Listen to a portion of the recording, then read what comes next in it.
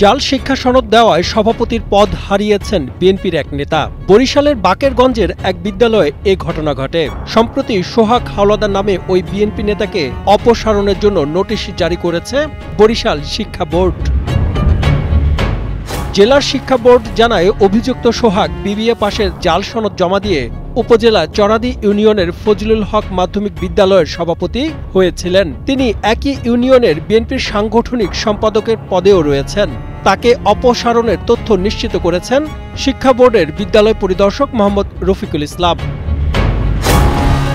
জানা গেছে, বেশ কয়েক মাস পূর্বে বিদ্যালয়টির অ্যাডহক কমিটি গঠনের সময় সোহাগ দারুল ইহসান বিশ্ববিদ্যালয় থেকে বিবিএ পাশের সনদ জমা দেন। সনদ নিয়ে সন্দেহ হলে তা যাচাই করা হলে সেটি জাল বলে নিশ্চিত হয় বিশ্ববিদ্যালয় কর্তৃপক্ষ।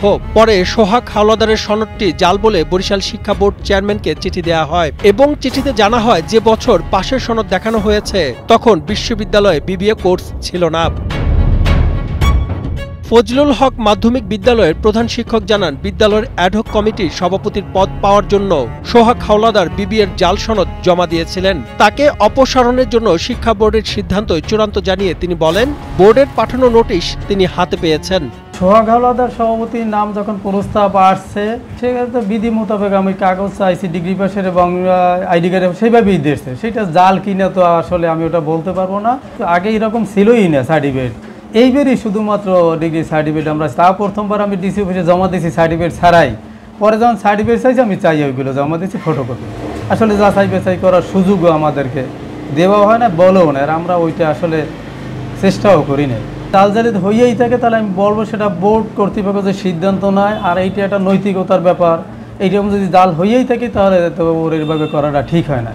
এ বিষয়ে বরিশাল শিক্ষা বোর্ড চেয়ারম্যান অধ্যাপক মোহাম্মদ ইউনুস আলী সিদ্দিকী বলেন, দারুল ইহসান বিশ্ববিদ্যালয়ের প্রতিবেদন পাওয়ার পর তারা তদন্ত কমিটি গঠন করে। এ বিষয়ে অভিযুক্ত সোহাগ সপক্ষে প্রমাণ দিতে ব্যর্থ হওয়ায় তাকে সভাপতির পদ থেকে অপসারণ করা হয়েছে।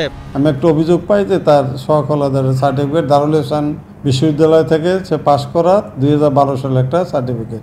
এখানে দুইটা ওয়েবসাইট আছে দারুল ইহসানের।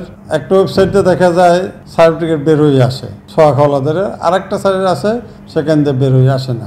শিক্ষা প্রতিষ্ঠান কোনো জটিলতা না থাকুক সেই জন্য আমি আবার এটা প্রতিষ্ঠানে অ্যাডহক কমিটির মেয়াদও প্রায় শেষ পথে, তাই কোনো জটিলতা ঝামেলা যদি কোনো সৃষ্টি না হয়, এটা সুনাম নষ্ট না হয়, বিদ্যালয়ের অ্যাডহক কমিটির সভাপতির সুনাম থাকে অথবা বিদ্যালয়ের সুনাম নষ্ট না হয়, এই জন্য আমি বোর্ডের নিয়ম অনুসারে, বোর্ডের প্রবিধামালায় যা আছে এই অনুসারে আমি ফজলুল হক মাধ্যমিক বিদ্যালয় অ্যাডহক কমিটি আমি বাতিল করে দিচ্ছি।